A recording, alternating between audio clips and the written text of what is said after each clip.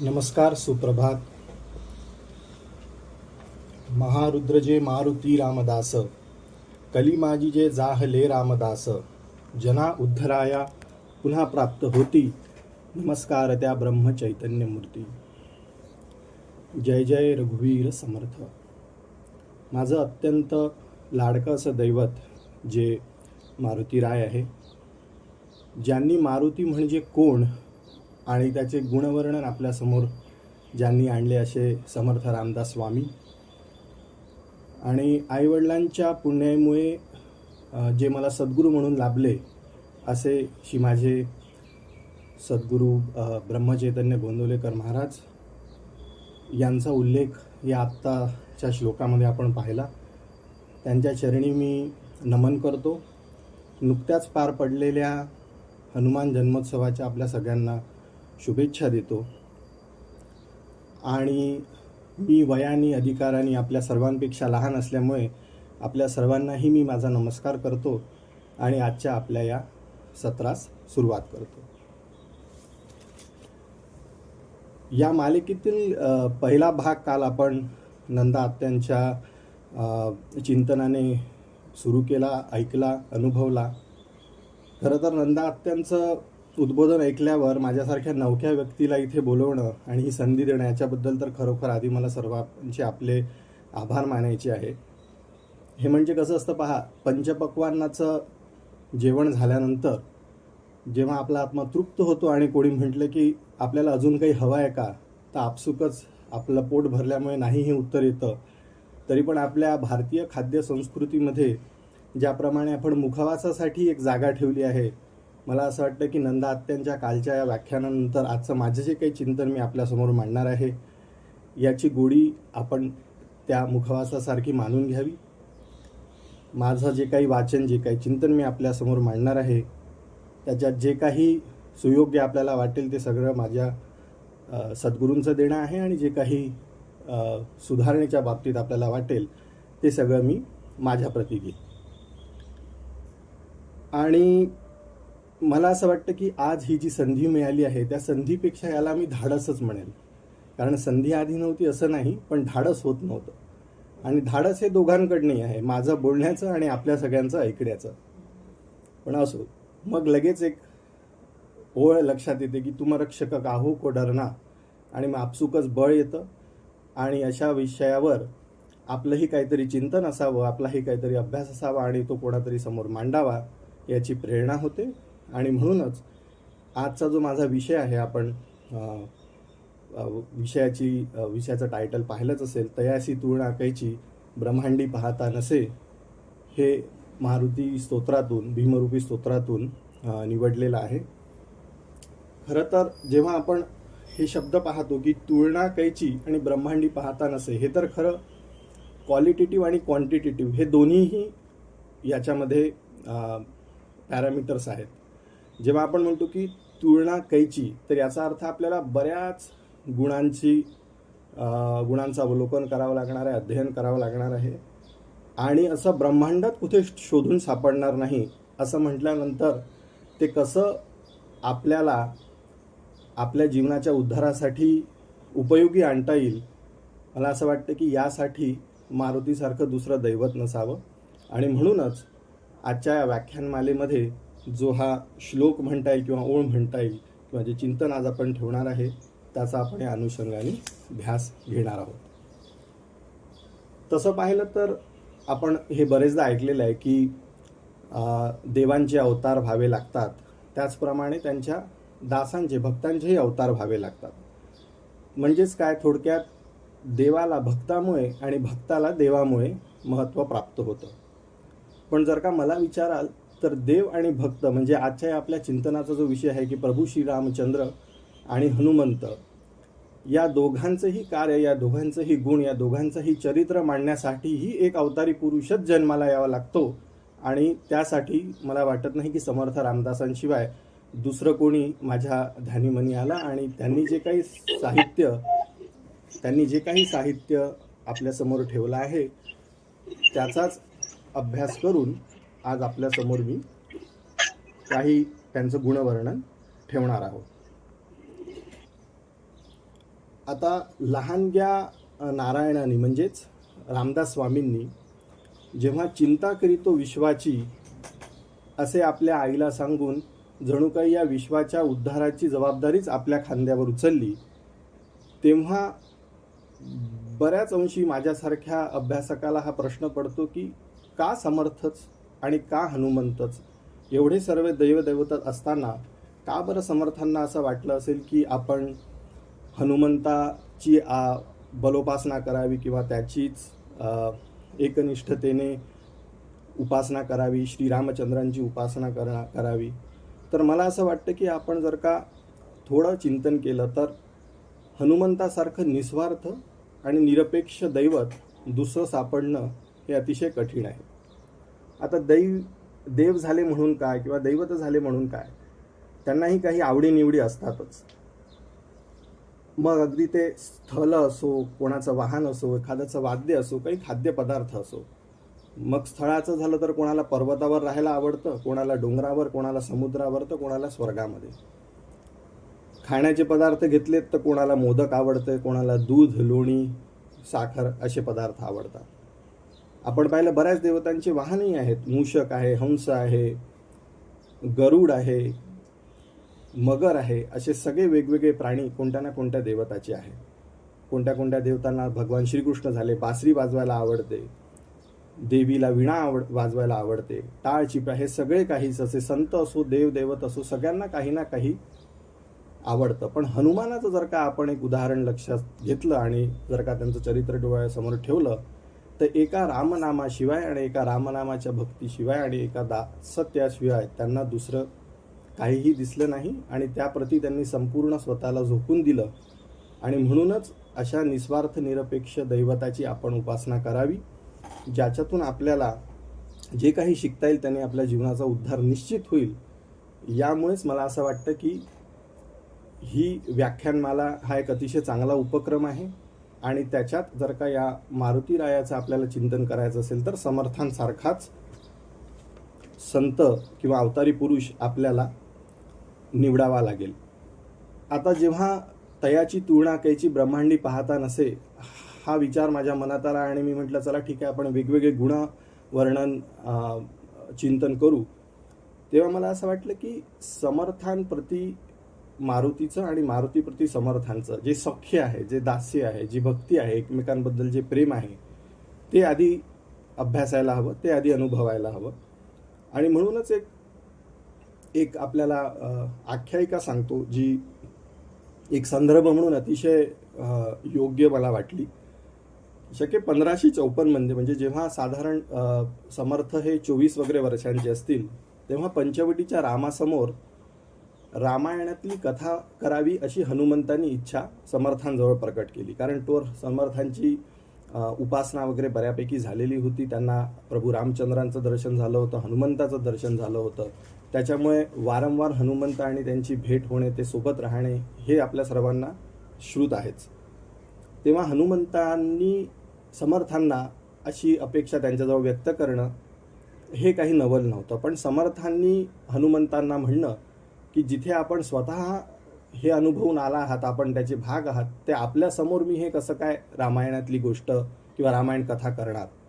तेव्हा हनुमान म्हणाले नाही, मला ती ऐकायचीच आहे आणि तुझ्याच तोंडून ऐकायची आहे.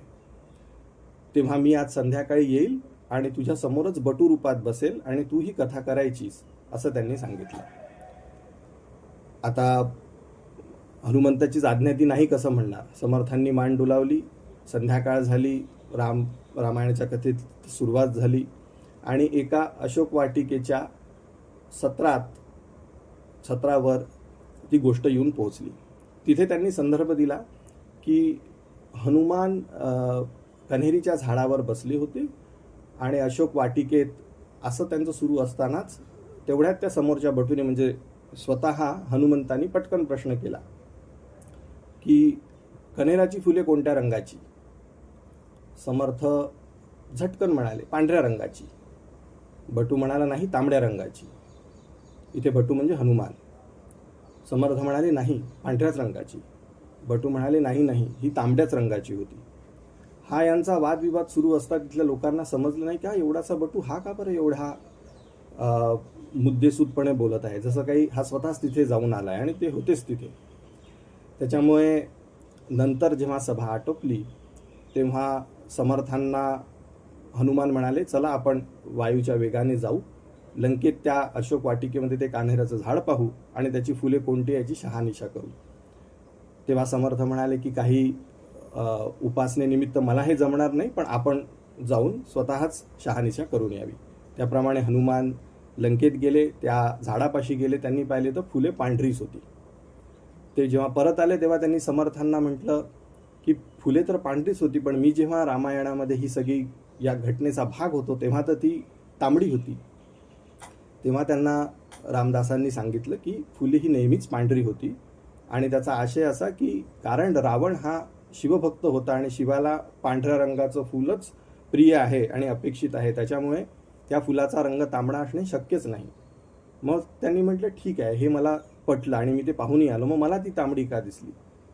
तर रावणाच्या प्रती जो क्रोध त्यांच्या नेत्रज्वाळी अग्नीत दिसत होता त्यामुळे त्यांना सगळंच तांबडं दिसत होतं आणि म्हणून ती फुले सुद्धा तुम्हाला तांबडी दिसली असावी असं त्यांनी सांगितलं. त्यांनी हनुमानाचं समाधान झालं, त्यांनी त्यांना आलिंगन दिलं आणि हे अशोक वाटिकेत जेव्हा शहानिशा करायला गेले तेव्हा तिथे त्यांना बिभीषणाने पाहिलं. आपल्याला माहिती आहे की हनुमान विभीषण हे दोघेही चिरंजीव आहेत, त्याच्यामुळे हा कथेचा भाग आहे. ही कथा कोणत्या साली झाली हे जरी असलं तरी बिभीषण आणि हनुमान हे दोन्ही चिरंजीव असल्यामुळे बिभीषणाने हनुमानाला अशोक वाटिकेत त्या फुलांची शहानिशा करताना पाहिलं आणि विचारलं की मला इथे येऊन तुम्ही न भेटता हे काय करत आहात आणि याचं कारण काय. तेव्हा त्यांनी समर्थांची सगळी आख्यायिका त्यांना सांगितली की हा कसा अवतारी पुरुष झालेला आहे आणि याच्या हातून काय कार्य होणार आहे. तेव्हा बिभीषणाने सुद्धा मला हनुमानाच्या दर्शनाची इच्छा झाली आहे आणि कृपा करून मला त्याचं दर्शन घ्यायचं, समर्थांच्या दर्शनाची इच्छा झाली आणि कृपा करून मला त्याची भेट घडवा असं हनुमंतांना विनवणी केली. नंतर आपल्याला माहितीच आहे की पुढे रामेश्वरम आणि लंका यांच्यामध्ये जे काही हनुमान आणि समर्थ यांची बिभीषणाची भेट झाली, त्यांनी तिथे एकमेकांना भेटून त्यांची सगळी चौकशी केली आणि नंतर जेव्हा आपल्याला माहिती आहे की ही सगळी भेट समर्थांच्या चरित्रामध्ये अतिशय सुंदररित्या वर्णन केलेली आहे आणि याच भेटीनंतर समर्थांनी बिभीषणावरती सुद्धा, जसं मारुती स्तोत्रात तसं बिभीषणाबद्दल सुद्धा त्यांनी काही पद रचले आहेत. पण कारण त्या बिभीषणाच्या भेटीचं निमित्त हे पांढरे फुलं होते, समर्थ असं म्हणतात की भेटीचा हा लाभ मारुतीच्या संगे पुष्पाची या योगे लाभ झाला. आणि अशा प्रकारे मला असं वाटतं की जेव्हा आपल्याला काही हनुमानाचं गुणवर्णन ऐकायचं असेल तेव्हा ते समर्थांसारख्यांकडनंच जे त्यांनी लिहून ठेवलेलं आहे त्यांच्याच वाङ्मयाचा अभ्यास करून आपण पुढे जावं. आणि म्हणून समर्थांचं जे काही लिखाण आहे त्याच्यात हनुमानाचं जे काही गुणवर्णन त्यांनी केलं आहे त्यासाठी हा सगळा खटाटोप. आता आपण सहज नाही का परगावी किंवा परदेशी जर का आपण नाही गेलो आणि आपल्याला तिथे काय आहे कसं आहे हे माहीत नसेल तर आपण तिथे जे जाऊन आले त्यांना विचारतो की तिथे कसं आहे, काय खायची प्यायची पद्धत आहे, काय राहणीमान आहे. त्यानुसारच हनुमानाला ज्यांनी स्वतः अनुभवलं, ज्यांच्यासोबत त्यांनी वेळ घालवला, त्यांनी जे लिहिलं आहे असे समर्थ आज त्यांनी जे हनुमानावरती सगळं लिहिलेलं आहे त्याचा अभ्यास करून आपल्यासमोर मांडणं हे मी माझं कर्तव्य समजतो. आणि म्हणून आज जे मी काही आपल्यासमोर 5-6 गुणांचं त्यांचं वर्णन करणार आहे हे सगळं समर्थ वाङ्मयातलं, समर्थांच्या चरित्रातनं आणि त्यांनी अनुभवलेल्या हनुमानाचं मी आपल्यासमोर हे वर्णन करणार आहे. आता पहा, हनुमानाची गंमत अशी आहे की काही काही विषय असे असतात ना की ते इतके मोठे असतात की त्याच्यावर बोलताना ते संपत नाही. काही काही विषय असे असतात त्यांची व्याप्ती इतकी असते की त्यांच्यावर काय बोलावं हे कळत नाही. आणि काही काही चरित्र असे असतात की त्यांच्यावरती बोलावं किंवा चिंतन करावं यापेक्षा जास्ती त्यांची पूजा करावी, त्यांना अनुभवावं आणि त्यांची ध्यानधारणा करावी, त्यातच सगळं सख्य लाभलेलं असतं. आणि मला असं वाटतं की हनुमान हे असं दैवत आहे, असं चरित्र आहे की जे या तिन्ही प्रकारात मोडतं. म्हणाल तर त्यांच्याबद्दल कितीही बोलता येईल, म्हणाल तर आपली योग्यताच नाही की आपण त्यांच्या गुणाबद्दल काही बोलू, आणि म्हणाल तर खरं त्यांच्यासारखी दास्यभक्ती आणि त्यांच्यासारखा भक्तिभाव जर का हा आपल्याला अनुभवायचा असेल तर त्यांची पूजा, त्यांचं स्मरण, त्यांचं ध्यान करणं हेच त्याला अतिशय योग्य समीकरण असेल. पण तरी काही मुद्दे मांडायच्या दृष्टीने हनुमानाची ती भक्ती असो, त्यांचं क्रोध किंवा रौद्र रूप असो, अगदी श्रीरामांना काही ठिकाणी आश्वस्त करणं असो, त्यांच्या अंगची चपळता, त्यांनी राखलेलं सख्यत्व, मित्रत्व, वेळोवेळी राजकारणी, वाक्पटुता, सल्लागार म्हणून जे त्यांनी वेगवेगळे रोल निभावून नेले, या त्यांच्या विविधतेने नटलेल्या असं चरित्राचं, याच काही गुणांचं मांडणी मी या गुणांची आपल्यासमोर करणार आहे. आणि मला असं वाटलं की काही वर्षांपूर्वी समर्थांनी स्थापन केलेल्या 11 मारुतींचं दर्शन घेण्याचा योग मला आला. तिथे गेल्यानंतर मला असं खरंच वाटलं की हे जे 11 मारुती आहे समर्थांनी स्थापन केले, हे साधारणतः कोल्हापूर, सातारा, सांगली, चाफळच्या आसपास आहेत. हे त्यांनी स्वतःच्या हाताने चुना, माती, वाळू, विटा, दगड, माती या सगळ्यांनी बनवून ते केलेले आहे. आणि त्यामुळे तो जो हनुमान आहे त्याला पाहिल्यानंतर खरोखरच एक वेगळी अनुभूती येते. आणि खरंच हनुमान हे कसे असतील किंवा कसं त्यांचं रूप असेल याचा प्रत्यय तिथे गेल्यानंतरच येतो. आजच्या माझ्या या सगळ्या गुणांचं वर्णन कोणत्या ना कोणत्या हनुमानाचं जे त्यांनी स्थापन केलेले आहे 11 मारुतींपैकी याशाचीच निगडीत आहे. आता या 11 मारुतीपैकी गंमत अशी की 10 मारुती हे प्रताप मारुती आहे, म्हणजे जे वीर मारुती, ज्यांचं वीर आणि शौर्यवाला रूप आहे असं आहे. आणि केवळ एकच दास मारुती आहे जो चाफळला आहे. मग सहजच असा विचार आला की समर्थांना असं का वाटलं असेल की दास मारुती एक आणि बाकी 10 हे वीर मारुती किंवा प्रताप मारुती. तर त्याचा एक सहज विचार असा की तेव्हाची जर का समाजाची परिस्थिती लक्षात घेतली, जिथे यवनांच्या राज्यामध्ये आपल्याला एक नवीन स्वराज्य निर्माण करायचं होतं आणि मग पुढे छत्रपती शिवाजी महाराजांसारखा राजा होऊन त्याच्या हातून जे काही कार्य घडवायचं होतं, त्यासाठी तिथल्या तरुणांमध्ये जो समाज हतबल होता, गतप्राण होता, दुबळा होता, त्याच्यामध्ये प्राण फुंकणे हे अतिशय गरजेचं होतं. आणि त्याच्यामुळे दास्यत्व हे असावंच, पण दास्यत्वापेक्षा त्यावेळी ते समाजाला जी एका बलोपासनेची गरज होती ती मला वाटतं समर्थांना अपेक्षित होती. आणि म्हणूनच त्यांनी जेव्हा युवकांना समोर ठेवलं तेव्हा भक्ती, दास्य, बलोपासना हे शिकवणं त्यांनी त्यांचं प्राधान्य मानलं. आणि याचाच आपला पहिला गुण म्हणजे जो प्रताप मारुती असं या सगळ्या मारुतीचं वर्णन आहे. आणि देव, देश आणि धर्म यांची जर का सांगड घालायची असेल तर अशा मारुतीची उपासना करणंच ही ती काळाची गरज असते. आणि त्या रूपानेच समर्थांनी ती आपल्याला दाखवली. आता या मारुतीबद्दल जर का तुम्ही पाहाल, हे मारुती वेगवेगळ्या गावाला अगदी काही 4 किलोमीटर, काही 20 किलोमीटर, काही 50 किलोमीटरच्या अंतरावर एकमेकांपासून स्थापन केलेले आहेत. हे सर्वांग परिपूर्ण, सर्वसमावेशक आणि सर्व धर्म समभावाची एक भावना देणारे अशा सगळ्या मूर्ती आहेत. आणि या सगळ्यांची एक विशेष शैली म्हणजे या सगळ्यांचे शेपूट, म्हणजे हनुमानाचे शेपूट हे वरती पुच्छते मुरडेले माथा आपण म्हणतो, असं ते डोक्यावरती वळवून ठेवलेलं आहे. आता जर का हनुमानाची आपण शक्तीची व्याख्या पाहिली तर जास्तीत जास्त शक्ती आणि जास्तीत जास्त पराक्रम हे त्यांनी त्यांच्या शेपटीनेच दाखवलेले आहे, त्यांच्या पुच्छानीच ते सगळे झालेले आहेत. मग अगदी लंकेत ते दहन करणं असो, आग सगळीकडे लावणं असो, किंवा जेव्हा रावणाला त्याचा अहंकार हरण करायचा होता म्हणून हनुमानाने आपल्या शेपटीला इतकं मोठं केलं आणि ते त्याच्यावर जाऊन बसले आणि मग आता योग्यता तुला माझी लक्षात आली का, एक जो संदेश त्यांनी त्याच्यातून दिला. तर सगळं त्यांचं जे शौर्य गाथा होती ही कुठे ना कुठे पुच्छाशीच निगडीत होती. पण हे पुच्छ कसे आहे, मुरडिले माथा, म्हणजे जिथे प्रताप आहे पण विनय आहे असा तो मारुती, जिथे त्याच्यामध्ये शक्ती आहे, जी त्याला माहिती आहे की मी सर्व शक्तिमान आहे तरीही मी अतिशय विनयशील आहे, याचं ते द्योतक आहे. म्हणून कोणत्याही या वीर मारुतीला जर का आपण अभ्यासलं तर आपल्या असं लक्षात येईल की त्याचे शेपूट हे त्याच्या डोक्याभोवती गुंडाळले आहे. पायाखाली असुर आहे, हातात गदा आहे, चेहऱ्यावरती स्मितहास्य आहे. ते स्मितहास्य हे एक कॉन्फिडन्सचं लक्षण आपण म्हणू शकतो, की जिथे इतर सगळ्यांना माहिती होतं नव्हतं सीता कुठे आहे, कधी मिळेल, मिळेल तर कशी मिळेल, एवढा मोठा समुद्र आपण उल्लंघून कसे जाऊ, काही ना काही राक्षस समोर येणं, ते सगळे संकट समोर येणं. पण एक हनुमान, ज्याला तो आत्मविश्वास होता की या सगळ्या संकटातून पार आपण पडू, कारण श्रीरामासारखे प्रभू आपल्या पाठीशी आहेत. आणि म्हणून या कोणत्याही हनुमानाला जर का आपण पाहिलं तर स्मितहास्य आपल्याला त्याच्या चेहऱ्यावरती दिसेल.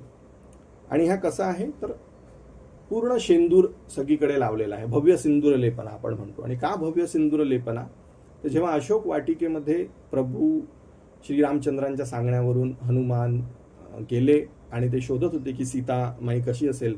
आपण काल ऐकलं, त्यांनी एक मुद्रिका त्यांच्या मुखात ठेवून श्रीरामाचा जप करत ते शोधत होते. सीतामाई त्यांना जेव्हा पहिल्या क्षणी दिसली तेव्हा ही आख्यायिका अशी आहे की सीतेला पाहिल्या क्षणी जेव्हा तिच्या भांगातील सिंदूर त्यांनी पाहिला तेव्हा हनुमानाला असं वाटलं की ही काय प्रकार असेल, हा काय आहे, हा जे यांनी भगवती सीता मातांनी आपल्या भांगेत लावलेला आहे. आणि मग जेव्हा त्यांना कळलं की हे रामाच्या प्रेमाचं प्रतीक आहे तेव्हा त्यांना असं वाटलं की जर का मी आकंठच रामनामात आणि रामप्रेमात बुडालेलो आहे तर मग मी संपूर्णच कान शेंदूर लावून घेऊ. आणि म्हणूनच हा मारुती आपल्याला सगळीकडे भव्य सिंदूर लेपना या रूपात दिसतो. आता या अनुषंगाने आपण पहिला जो पाहिला प्रताप हा गुण, याच्याच नंतर दुसरा गुण जो मला वाटतो आपल्या समोर मांडावासा तो म्हणजे चपळता. आता आपल्याला ही माहिती आहे आणि ह्या चपळता या गुणाला आपल्या समोर ठेवण्याआधी मी थोडासा मागे जाऊन आपल्याला एक थोडंसं कॉन्टेक्स्ट बिल्डिंग ज्याला म्हणतात ते करण्याचा प्रयत्न करतो. कारण आपल्याला माहिती आहे की हनुमान ही शंकराचाच अवतार आहे आणि त्यांची माता अंजनी पुंजिकस्थलाची एक शापित वानरी होती, जी आपला शाप भोगत होती वानरी जन्मात. आणि तिला उशाप मिळाला होता की जेव्हा शंकर मारुतीच्या रूपात येतील तेव्हाच तुझी याच्यातून मुक्तता होईल. आणि त्यासाठीच मतंग ऋषीच्या सांगण्यावरून व्यंकटाचल या पर्वतावर केसरी आणि अंजनी हे दोघेही जण जेव्हा तपस्या करत होते त्याच क्षणी अयोध्येमध्ये दशरथांचा पुत्र कामेष्टी यज्ञही सुरू होता. त्या यज्ञामध्ये आपल्याला ती सगळ्यांना गोष्ट माहितीच आहे की यज्ञात अग्निदेवता प्रकट झाले. त्यांनी दशरथ राजाला पायसाचं प्रसाद रूपी पात्र दिलं, त्यांनी ते त्यांच्या राण्यांना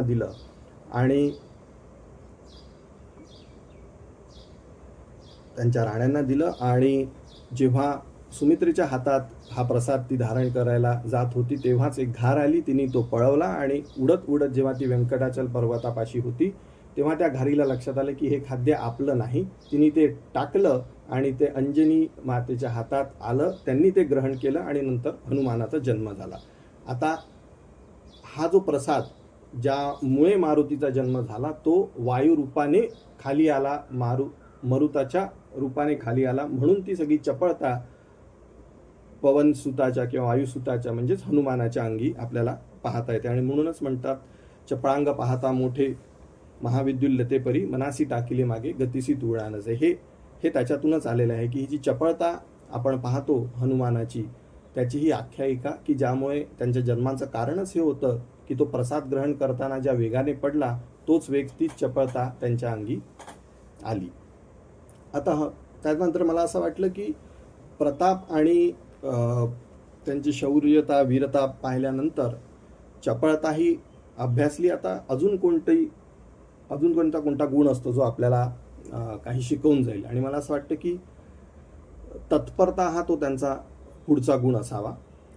या तत्परतेची ही गोष्ट आहे. आता जसं एका आरतीमध्ये म्हटल्या जातं कोटीच्या कोटी गगनी उडाला, अचपळ चंचळ द्रोणाचळ घेऊन आला गेला आला कामा भोवताला, वानर कटका चटका लावून गेला. थोडंसं याच्यावरती आपण चिंतन करणार आहोत की हा द्रोणाचळ घेऊन जेव्हा परत आला आणि नंतर वानर कटका चटका लावून गेला म्हणजे नक्की आणि नेमकं काय झालं असावं. हे सर्वश्रुत आहे की इंद्रजीच्या त्या बाणाने लक्ष्मण जखमी झाले, रणांगणावर पडले. आणि जेव्हा प्रभू श्रीरामसारखे सर्वशक्तिमान दैवत हे हताश झालेले हनुमंतांनी पाहिले तेव्हा तिची तत्परता त्यांनी दाखवली की मग सुषेण वैद्य असतील त्यांना त्यांनी तिथे आणून विचारलं असेल की अशी कोणती औषधी आहे ज्यांनी लक्ष्मणाला आपण वाचवू शकू. त्यांनी सांगणं की द्रोणागिरी पर्वतावर संजीवनी आहे, ती तुम्ही घेऊन या. आणि तेव्हा जेव्हा हनुमंताकडे एका आश्वस्त नजरेने पाहिलं प्रभू श्री रामचंद्रांनी, तेव्हा जी तत्परता त्यांनी दाखवली, कारण त्यांच्याकडे वेळ हा फार कमी होता. सूर्योदयाच्या आधी हे सगळं करायचं होतं आणि लंकेतून थेट हिमालयाकडे जाणे आणि तिथे हे शोधणे आणि परत आणणे, याच्यासाठी तत्परतेशिवाय दुसरा कोणताही गुण कोणाच्या अंगी असता तर तो कामात येणारा नव्हता. आणि म्हणून हनुमानावरची जी श्रद्धा, जो विश्वास त्यांनी दाखवला, तो मला असं वाटतं या तत्परतेतनं आपल्याला लक्षात येतो. आणि अजून एक कथा जी तत्परता हनुमानाच्या ठाई नेहमी अनुभवायला आली आणि पाहायला आली, आणि तिचं अगदी मूर्तिमंत उदाहरण म्हणजे सतत समर्थ रामदास स्वामींच्या आजूबाजूला त्यांचं असणं. आणि त्यांचं असणं का, तर प्रभू श्री रामचंद्रांच्या आज्ञेवरून की माझ्या या दासाची, म्हणजे माझ्या या भक्ताची, म्हणजेच रामदास स्वामींची काळजी तुला घ्यायची आहे आणि त्याच्यावरती कुठलेही आच येता कामा नाही, आणि त्यासाठी तू नेहमी सदैव त्याच्या आजूबाजूला असावा. कोणत्याही क्षणी तत्परता दाखवून तू त्याला काही संकट आलं तर त्याच्यातून वाचवावं. आणि म्हणूनच त्यांचं सख्य आपल्याला ते नंतर लक्षात आलं, आपण पाहिलेलंच आहे वेगवेगळ्या कथातून. पण तरी एक छोटीशी कथा, जिथे कृष्णातीरी समर्थ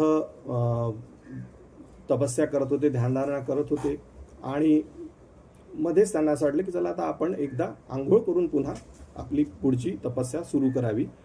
पण अचानक त्यांना आपण बुडतोय असं लक्षात आलं आणि बुडालो बुडालो असं ते ओरडायला लागले. आता बुडालो बुडालो हे इतर लोकांच्या कानावर पडण्याच्या आधी त्यांच्या रक्षणार्थ जे उभे होते आपले मारुती राय, त्यांनी ऐकले आणि त्यांनी त्या डोहात उडी मारून त्यांना बाहेर काढले. तर या गोष्टीतूनही आपल्याला हेच लक्षात येतं की जिथे हनुमानासारखा सांभाळ करणारा दैवत आपल्या पाठीशी आहे, तिथेच कोणतेही संकट आलं, ते म्हणतात ना, पडता संकट जडजीव भारी, स्मरावा अंतरी बलभीम माझे अंगीचे कवच, मग भय कैचे दास म्हणे. हे रामदास स्वामींनी त्या एका घटनेनंतरच त्यांच्या मुखातून हे उद्गार आले की जिथे बलभीमासारखी तत्परता असणारा आपल्या सोबत आहे, तिथे आपल्याला काहीही कमी नाही आणि कधीही आपल्याला कोणत्याही संकटातून आपण व्यवस्थित पार पडू, हाच त्यांचा तो विश्वास होता. मग आपण त्यांची शौर्यता पाहिली, त्यांची चपळता पाहिली, त्यांची तत्परताही पाहिली. मग नंतर मला असं वाटलं की चला, त्यांनी इतकं रामायणामध्ये सक्रिय त्यांचा सहभाग होता, ज्याच्यामुळे सगळी यश कीर्ती आपल्याला पाहायला मिळाली. अशा त्यांच्या एका व्यक्तिमत्वाचा पैलू हाही असेल की ते अत्यंत उत्तम राजकारणी होते आणि वाक्पटूही होते. सुग्रीव जेव्हा उशामक पर्वतावरती बसले होते आणि हनुमंतासोबत त्यांची चर्चा सुरू होती, तेव्हा त्यांनी 2 सुकुमार येताना पाहिले. कालही आपण ही गोष्ट संक्षिप्त रूपात ऐकली. पण सुग्रीवांनी हनुमंताला हे सांगितलं की हे 2 सुकुमार कोणीतरी येतात आहेत, पण मला असं वाटत नाही की हे कोणी हे हेरही असू शकतात, किंवा मला कळत नाही की नक्की हे इथे का बरं येत असावे, तर जरा तू शहानिशा करून येशील का. बुद्धिमताम वरिष्ठाम या उक्तीप्रमाणे हनुमंतांनी बटूचं रूप घेतलं, ते त्यांच्यासमोर गेले. आणि जेव्हा प्रभू श्री रामचंद्र आणि लक्ष्मणाशी त्यांचा संवाद झाला, तेव्हा त्यांनी सांगितलं की मी मारुती, मी हनुमान, सुग्रीवाचा सचिव, आणि तो सुग्रीव माझा मालक देखील आहे, आणि सध्या तो एका आपत्तीत आहे. चिंतित आहोत आम्ही, आणि आपण इकडे येताना आम्हाला दिसलात. आम्हाला प्रयोजन कळेल का, आपण इथे कशासाठी आला आहात. नंतर त्यांनी सगळी ती कथा सांगितली की कसं सीतेचं हरण झालंय, कसं ते त्याच्या शोधात आहे, आणि म्हणून तेही एका मदतीच्याच अपेक्षेने तिकडे आलेले आहेत. आणि मग नंतर हनुमानाने त्यांना आश्वस्त करणे की चला, आपण या कामात आम्ही तुमची मदत करू शकतो. तेव्हा जेव्हा सुग्रीव यांना ते हेर वाटले आणि सुग्रीवाची मनस्थिती थोडीशी डळमळली, तेव्हा प्रभू रामचंद्र आणि लक्ष्मण यांच्याशी भेटणं बोलणं झाल्यावर त्वरित हनुमान सुग्रीवांना भेटायला पुन्हा गेले आणि एक सखा एक मित्र म्हणून त्याला आश्वस्त करणे हे त्यांची जबाबदारी त्यांनी समजून त्यांना सांगितलं. तेवढ्यात श्रीरामांनी लक्ष्मणाला सांगितलं की आत्ता जो आपल्याला हा बटू भेटून गेला हा कोणी साधारण हे नाही, हे अतिशय विद्वान असं कॅरेक्टर आहे किंवा विद्वान असं त्यांचं चरित्र असणार आहे आणि पुढे हाच आपल्याला योग्य ती मदत करणार आहे. जे काही त्यांचं संभाषण झालं तेवढ्यात प्रभू श्रीरामचंद्रांनी लक्ष्मणांना सांगणं की 4 वेदांचा या बटूचा अभ्यास आहे, म्हणजेच हनुमानाचा. व्याकरणाचा सगळ्या शाखा 9च्या 9 शाखा त्यांनाही त्या ह्या सगळ्या ज्ञात आहेत आणि म्हणून मला असं वाटतं की हा बटू काही साधारण कोणीही नाही, हा मोठा विद्वान व्यक्ती आहे. त्यानंतर मला असं वाटतं जे काही पुढे राम आणि हनुमानाचे संवाद झाले ते वेगवेगळ्या कथेतून वेगवेगळ्या प्रसंगातून आपण अनुभवले ऐकले आहे, कधी वेगवेगळ्या TV सिरियलमधूनही आपण पाहिलेले आहेत. पण मला असं वाटतं की त्याचाच काय म्हणून अटल बिहारी वाजपेयींनी सुद्धा आपल्या भाषणांमध्ये सांगितलं आहे की जर का तुम्हाला उत्तम वाक्पटू व्हायचं असेल किंवा राजकारणी व्हायचं असेल तर दासबोधासारखे ग्रंथ आणि हनुमान आणि श्रीरामचंद्र यांचे संवाद हे आपण ऐकावे. त्या गुणांचं आपण जर का अवलोकन करू शकलो आणि त्याचं जर का आपण अध्ययन केलं तर निश्चितच आपल्याला त्यामध्ये काय म्हणू आपण त्याला एक्सपर्टीज येईल. हे अटल बिहारी सारख्यांनी आपल्याला सांगितलं आहे जे आत्ताचे राजकारणी होऊन गेले. याचाच अर्थ काय, यांचं चरित्र एवढं गहाण आणि गूढ आहे की ते जर का आपण व्यवस्थित अभ्यासून आत्मसात करण्याचा प्रयत्न केला तर या सगळ्या वेगवेगळ्या गुणांना आपल्याला आपल्या जीवनात स्थान देता येईल असं मला वाटतं.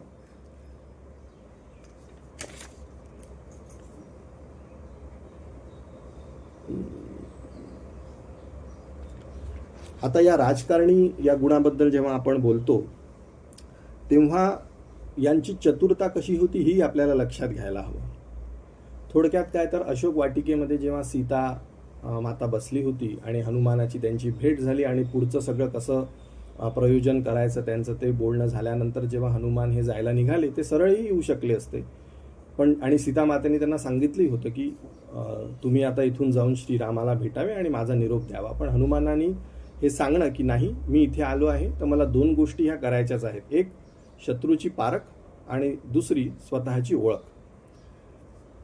आता पहा, हनुमानाला काय अशक्य होतं, ते तिथे गेले होते ते सीतामातेलाही घेऊन येऊ शकले असते, पण सीतामाताच्या सांगण्यावरूनच त्यांनी ते पुढे तसं झालं नाही हे आपल्याला माहिती आहे. त्यांनी म्हटलं की मी प्रभू श्री रामचंद्रासोबतच अयोध्येला परत जाईल, त्याच्यामुळे तू जाऊन त्यांना घेऊन ये आणि त्यांच्यासोबत आपण जाऊ.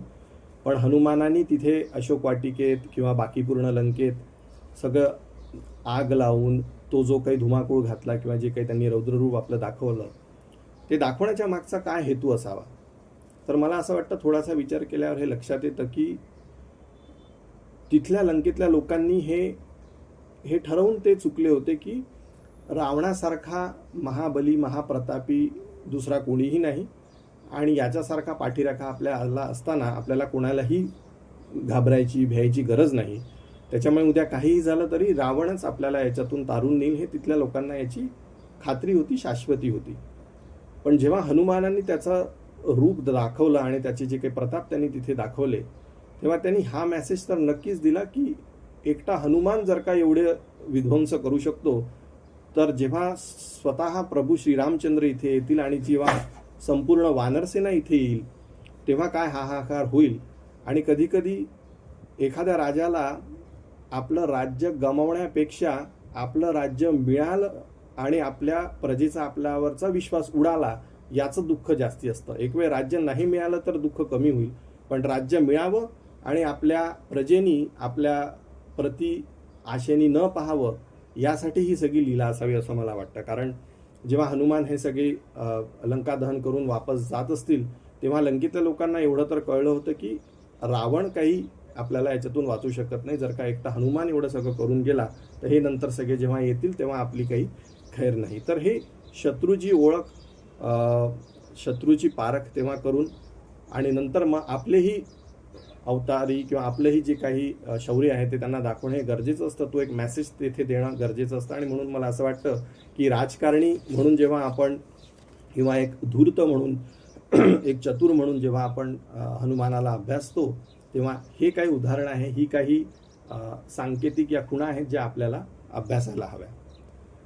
आता जेव्हा हनुमान वापस आले, नंतर सगळी युद्धाला सुरुवात झाली, तेव्हा बिभीषण यांनी रावणाचा साथ सोडलेला होता आणि ते प्रभू श्रीरामचंद्रांना शरण आले हे आपल्याला माहिती आहे. ते आणि त्यांचे काही साथी जेव्हा शरण आले, तेव्हा एका योग्य नेत्याप्रमाणे प्रभू श्रीरामचंद्रांनी तिथल्या सभेत हे विचारलंच. सुग्रीवाला विचारलं की बिभीषणाला आपल्या सैन्यात सामील करायला हवं का? तेव्हा सुग्रीवासारख्यांनी सांगितलं की नाही, मला असं वाटतं की आपण यांचा वध केलेलाच बरा, कारण विश्वास किती ठेवायचा याचा मला थोडासा संशय आहे आणि आपण वध केलेलाच बरा. अंगद सारखा योद्धा जो म्हणाला सामील करून घ्या, पण लक्ष ठेवा, कारण हेर असू शकतात, आपल्याला काही सगळ्यांची अजून शाश्वती पटलेली नाही, त्याच्यामुळे सामील करून घ्या पण लक्ष ठेवा. मग प्रभू रामचंद्रांनी हनुमंतांकडे पाहिलं आणि हनुमंतांनी म्हटलं की निशंकपणे आपण यांना आपल्या सेनेत सामील करून घ्या, कारण मी लंकेत असताना यांची निर्मळता, यांचं चैतन्य हे अनुभवलं आहे, पाहिलं आहे, मी त्यांना ऐकलेलंही आहे, माझं त्यांचं बोलणंही झालं आहे. आणि मुख्य म्हणजे हनुमंताला जेव्हा प्रभूंनी विचारलं की का बरं तुला एवढा आत्मविश्वास वाटतो की यांना आपण आपल्या सेनेत सामील करून घ्यावं, तेव्हा त्यांनी हेच म्हणाले की कारण हे तुम्हाला शरण आहेत, याच्यामुळे मला ती खात्री आहे की यांच्यापासून आपल्याला काही हानी नाही, झाला तर फायदाच होणार आहे. आणि त्याच्यामुळे मला असं वाटतं एका राजकारणी व्यक्तीला कोणाला कधी आपल्यासोबत घ्यावं आणि कधी कोणी आपल्यासोबत नसावं याची जर का जाण असेल तर नक्कीच ते आपल्या आयुष्यामध्ये सक्सेसफुल होतात. हल्लीच्या राजकारणात आपण ते पाहतोच, त्याबद्दल इथे बोलण्याचा काही हे नाही, पण साधारणतः हे जर का गुण आपण अभ्यासले तर मला असं वाटतं की आपल्याला त्याचा नक्कीच फायदा होईल. आता या सगळ्या गुणानंतर मला जो एक गुण आपल्यासमोर मांडावासा वाटला तो म्हणजे हनुमानाचं पराक्रम. आता आपल्याला वाटेल की आधी तर प्रताप पाहिला, प्रताप हा गुण आणि पराक्रम हे कसे काय वेगळे असू शकतात किंवा कसे काय एक असू शकतात. तर मला असं वाटतं की प्रताप हा तुम्हाला रणांगणावर गाजवावा लागतो, दाखवावा लागतो, आणि जेव्हा तुम्ही काहीतरी प्रूफ करून दाखवता त्याच्यानंतरच तुम्ही एक पराक्रमी म्हणून तुम्हाला ओळख मिळते.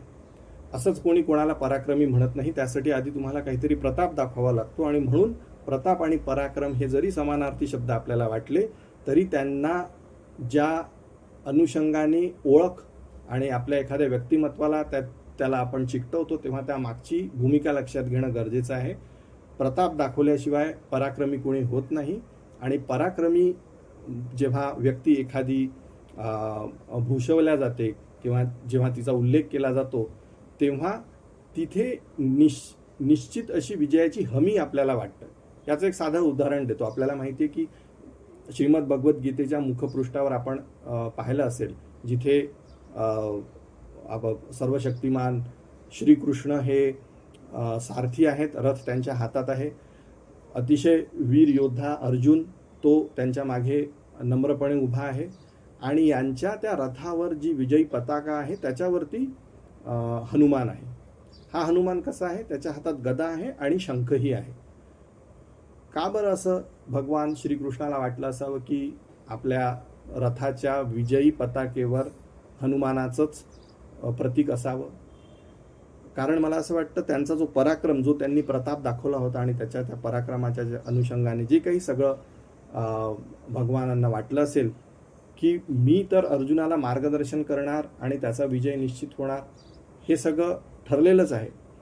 पण जर का हनुमानासारखा वीर आपल्या रथाच्या शीघ्र भागी असेल, अगदी मुख्य भागी असेल, तर तिथे विजय हा निश्चित आहे आणि तो सहज आहे. यामुळे तिथे पराक्रमी मारुतीचं आपल्याला चित्र हे नेहमीच दिसतं. आणि म्हणून हनुमंताची कृपा असेल तर विजय हा असणारच, हा विजय हा होणारच. अगदी साधं एक उदाहरण देतो. जर का आपण त्रेतायुग आणि द्वापारयुग यांचा थोडासा अभ्यास केला तर आपल्याला कळतं की वाली जो एक इंद्रपुत्र होता आणि सुग्रीव सूर्यपुत्र होता. पण यामध्ये आणि द्वापारयुगामध्ये जेव्हा नंतर कर्ण आणि अर्जुन या दोघांमध्ये युद्ध झालं.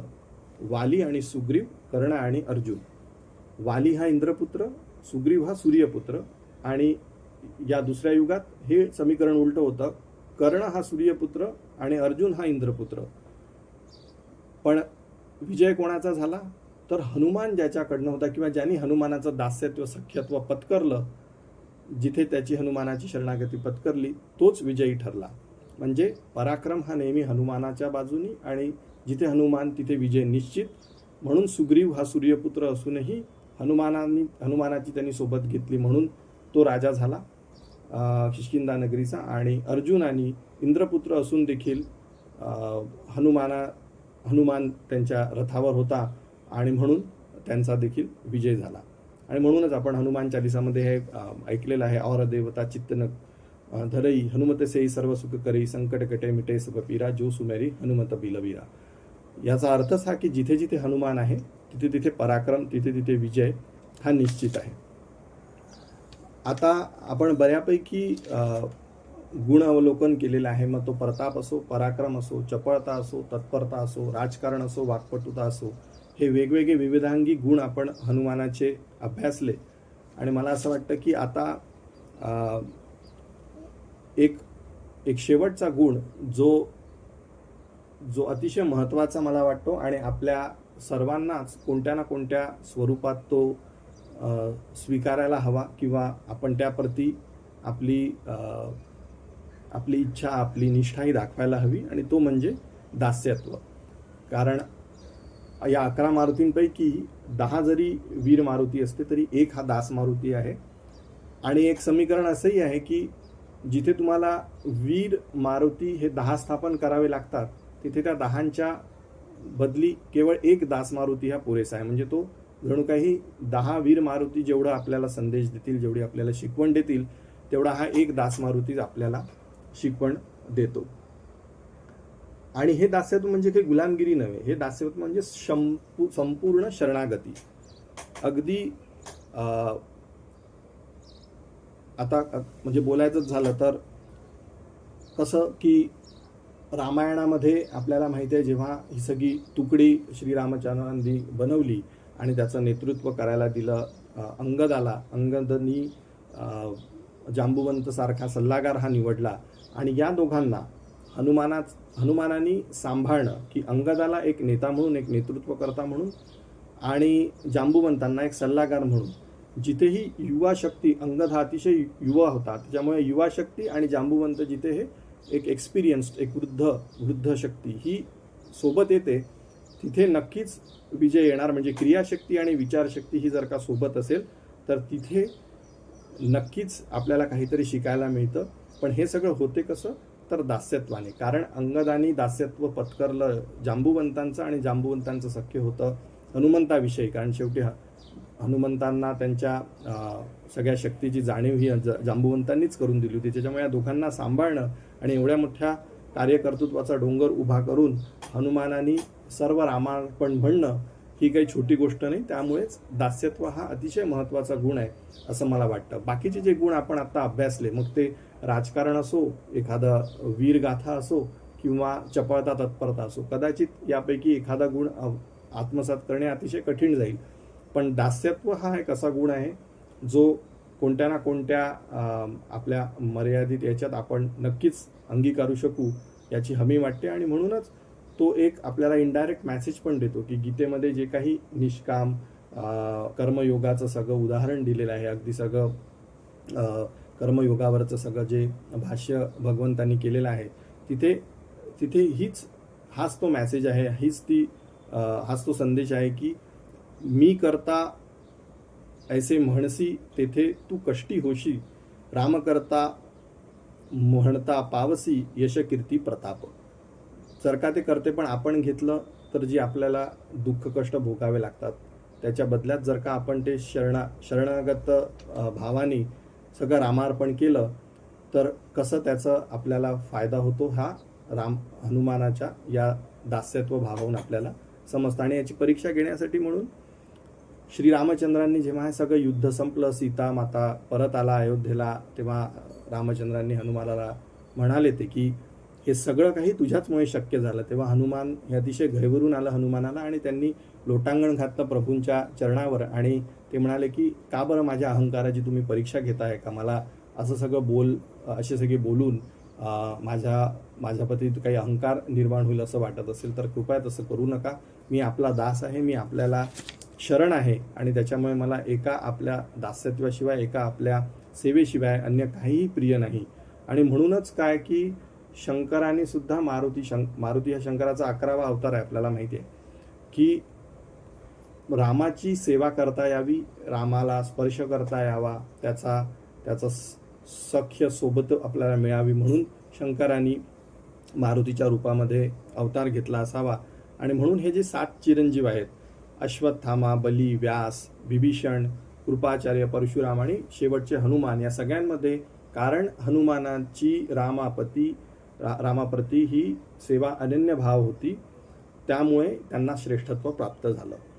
एक पद्यही आहे याच्यावरती जे अतिशय सुंदर आहे, ज्याच्यामध्ये त्यांनी लिहिलं आहे आणि रामदास स्वामींनी लिहिलं आहे. पुरवितो सकळ ही आशा भक्त काम कल्पतरू, त्रिकाळ पठता स्तोत्र इच्छिले पाविजे जनी, परंतु पाविजे भक्ती, लक्ष द्या, परंतु पाविजे भक्ती, संदेह काही धरू नका, रामदासी साहकारी सांभाळितो परोपरी. इथेही रामदास स्वामींनी हेच आपल्याला सांगितलंय की जर का तुम्ही त्यांचे दास व्हाल आणि भक्त व्हाल, संपूर्ण शरणागतीचा भाव तुमच्या प्रती असेल तर नेहमीच प्रभू श्री रामचंद्र हा तुमचा सांभाळ करतील. आणि म्हणूनच राम रसायन तुम्हरे पासा, सदा रहो रघुपती के दासा, अष्टसिद्धी नवनिधी के दाता, असवर दिन जानकी माता. हाच तो भगवान श्री शंकरांनी हनुमंताचा जो अवतार घेतला असेल हा केवळ या कारणास्तव घेतला असेल असं मला वाटतं.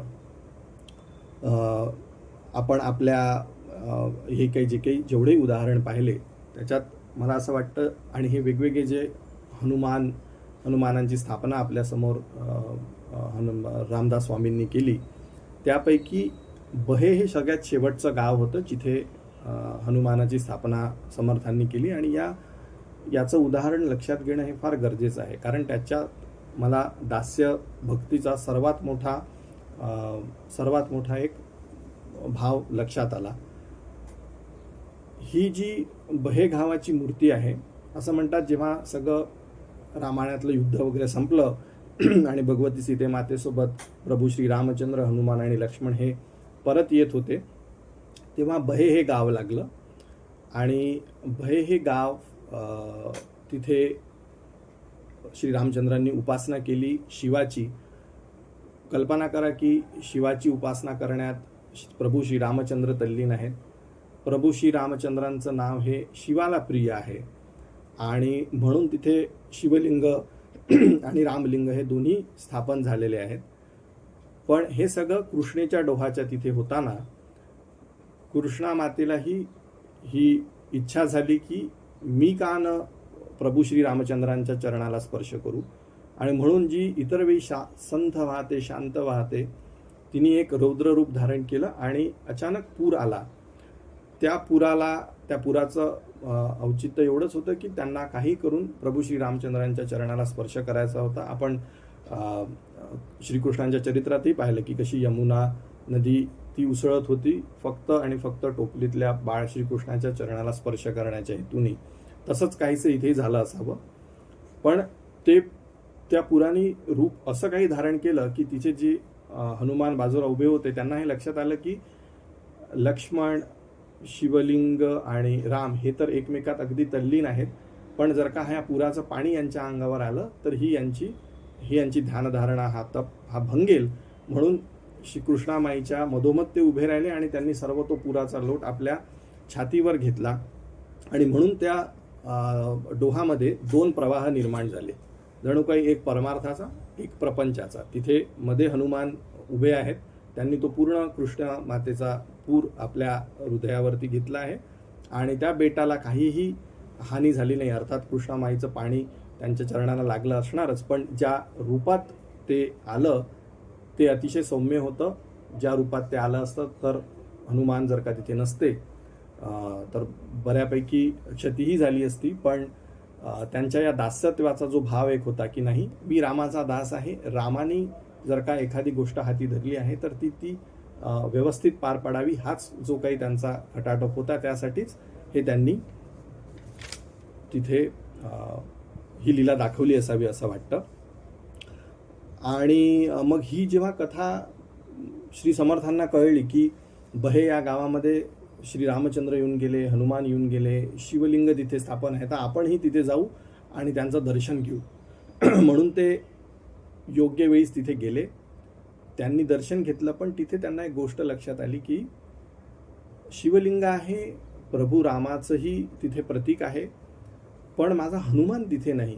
हनुमान त्यांना दिसेनासा झाला आणि म्हणूनच एक उद्विग्न भावाने त्यांच्या मुखून हे निघालं की सुखे लोटिता देखता रामलिंग, बळे चालली भुवती कृष्णगंगा, परी पाहता भीम येथे दिसेना, उदासीन हे चित्त कोठे वसेना. हनुमंत पहावया लागी आलो, दिसेना सखा थोर विस्मित झालो, दयावीण देवालये ती उदासे, जळातुनी बोभाईला दास भासे. की मी इथे आलो होतो ते माझ्या हनुमंताचं दर्शन घ्यायला, मला प्रभू श्री रामचंद्राचं दर्शन झालं, मला शिवलिंगाचंही दर्शन झालं, पण माझा हनुमान तो कुठे दिसत नाही आहे. आणि म्हणून जेव्हा त्यांची ही आर्तहाक ऐकली, तेव्हा हनुमंतांनी स्वतः तिथून डोहातून त्यांना आवाज दिला. एका उद्विग्न अवस्थेत समर्थांनी त्या डोहात उडी मारली आणि त्यांना जवळजवळ 11 फूट उंच अशी मारुतीची मूर्ती मिळाली. पण आख्यायिका अशी आहे की मारुतीने सांगितलं की मी फक्त तुझ्यासाठीच म्हणून आलेलो आहो, तर या मूर्तीची स्थापना करू नको, ही मूर्ती अंतर्धान पावेल, एका नवीन मूर्तीची तू स्थापना कर. आणि त्याच वेळी समर्थांसोबत एक बोकील नावाचेही पुरुष होते, ज्यांनीही त्या डोहात उडी मारली, कारण समर्थांनी उडी मारली, आणि त्यांच्या हाती प्रभू श्री रामचंद्रांच्या मूर्ती आल्या. तर बहेला तुम्ही गेलात, कधी योग आला तर नक्की जा. कृष्णामाईच्या डोहामध्ये स्वतः समर्थांनी ही बनवलेली अतिशय सुंदर जवळजवळ 6-7 फूट उंच अशी हनुमानाची मूर्ती आहे. आणि याच्यात तो भलेही ती वीर मारुतीची असली तरी एक दासत्वाची त्याला झालर आहे. त्याची आख्यायिका या गोष्टी याच्यावरून आपल्याला लक्षात येतं. आणि मग तिथे प्रभू श्री रामचंद्रांच्याही मूर्तीची स्थापना झाली आहे आणि हनुमानाच्याही मूर्तीची स्थापना झाली आहे. म्हणून मला असं वाटतं की ह्या सगळ्या गुणांचं किंवा या सगळ्या ज्या काही हनुमानांचं मी वर्णन केलं, ते वेगवेगळ्या गावातले असतील, वेगवेगळ्या स्वरूपातले असतील, वेगवेगळ्या वयोगटातले असतील. काही बालरूप आहे, काही प्रौढ प्रतापी हनुमान आहेत. तर ह्या सगळ्यांना मी सांगून तुम्हाला ते कळवण्यापेक्षा, जसं म्हणतात ना की साखर खाऊनच तिचा अनुभव घ्यावा, साखरेच्या गोडीबद्दल काय बोलावं, तसंच जर का आपल्याला कधी योग आला तर नक्कीच आपण या कोणत्याही हनुमानाच्या मंदिरात एकदा जाऊन यावं, त्याचा अनुभव घ्यावा. आणि त्याच्यातच जर का म्हणजे या आपल्या सगळ्या उपक्रमाची फलश्रुती काय, तर जर का यातून काही थोडी हनुमान भक्ती ही जागृत झाली, निर्माण झाली, आणि यापैकी कुठल्या हनुमानाचा दर्शनाचा लाभ आपल्याला झाला, तर मला असं वाटतं की खरोखरच ती आपल्याकडून हनुमानाला झालेली सेवा असेल. आणि या पूर्ण हनुमानांचं जे काही वर्णन आपण ऐकलं, त्याच्यात एक श्लोक जो समर्थांच्या शिष्या वेणास्वामी होत्या यांनी एक रचलेला आहे, तेवढा श्लोक सांगून आजच्या या विषयाला मी विराम देणार आहे. समर्थ शिष्या वेणास्वामी या म्हणतात की 11 मारुती जी आहे त्याच्यात चाफळ माझी 2 उंबरजेसी 1, पारगावी देख 4था तोहा, 5वा मसुरी शहापुरी 6वा, जाण तो 7वा शिराळ्यात, शिंगणवाडी 8वा, मनपाडळे 9वा, 10वा जाणावा माझगावी, बह्यात 11वा येणेरेती गावा, सर्व मनोरथा पुरविल, वेडी म्हणे स्वामी समर्थ रामदास, कीर्ती गगनात न समावे. आणि म्हणून मला असं वाटतं की जे काही मारुती मी आपल्यासमोर आज चित्रवण्याचा प्रयत्न केला, आणि त्यातून जर का आपल्याला ही खरोखरच इच्छा झाली की आपण जाऊन इथल्या एखाद्या हनुमानाचं दर्शन घ्यावं, तर मला असं वाटतं की तेच आज आपल्याकडून हनुमानाची सेवा ठरेल. एवढं बोलून मी आपल्या शेवटच्या याच्यावरती येतो, जिथे जे काही मी आज आपल्यासमोर बोललो ते मला असं वाटतं की हनुमानाच्या रामाची दास होणे यातच आपल्या जीवनाची कृतज्ञता आहे. आणि जे काही मी आपल्यासमोर मांडू शकलो त्यात संपूर्ण श्रेय हे माझ्या सद्गुरूंचं आहे. काही संत वाङ्मय, काही थोर पुरुष जे पूजनीय बाबा बेलसरे असतील किंवा गोसी गोखले असतील, सद्गुरू श्री ब्रह्मचैतन्य गोंदवलेकर महाराज असतील किंवा मोहन बुवा रामदासी असतील, ज्यांनी सज्जनगडावरती राहून त्यांचं कार्य अविरत सुरू आहे, यांनी लिहिलेल्या काही संदर्भामुळेच आज मला हे बोलणं शक्य झालं. त्याच्यामुळे मी या सर्वांना अतिशय विनम्र भावाने, अतिशय तन्मयतेने वंदन करतो, त्यांना धन्यवाद देतो, कारण त्यांनी हे सगळं वाङ्मय आपल्यासमोर आणलं, ते आपण अभ्यासू शकलो. समर्थासारख्यांनी आपल्यासमोर हनुमानाची इतके सुंदर रूपं आणले, त्यांचं गुणवर्णन आपण पाहू शकलो. आणि याच दास्यभक्तीसोबत मी आपल्या वाणीला विराम देतो. काही चुकलं असेल तर क्षमा करा, आणि काही तुम्हाला योग्य वाटलं असेल तर ती सगळी सद्गुरूंची इच्छा. धन्यवाद. जय जय रघुवीर समर्थ.